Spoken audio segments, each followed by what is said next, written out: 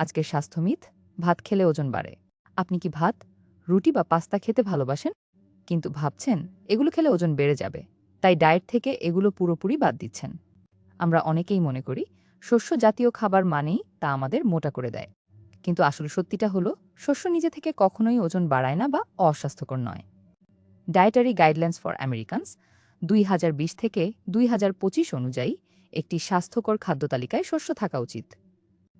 তবে রিফাইন বা পরিশোধিত শস্যের বদলে গোটা শস্য বা হোল গ্রেইন বেছে নেওয়া বেশি স্বাস্থ্যকর। এটি আপনার পেট অনেকক্ষণ ভরা রাখতে সাহায্য করে।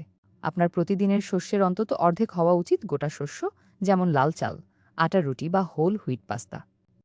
এগুলো থেকে আমরা আয়রন, ফাইবার এবং অন্যান্য গুরুত্বপূর্ণ পুষ্টি পাই। তাহলে উপায় কি? সাদা পাউরুটির বদলে আটার পাউরুটি খান। রান্নায় সাদা চালের বদলে লাল চাল ব্যবহার করুন। মনে রাখবেন, খাবার বাদ দেওয়া নয়, বরং সঠিক খাবার বেছে নেওয়াই আসল।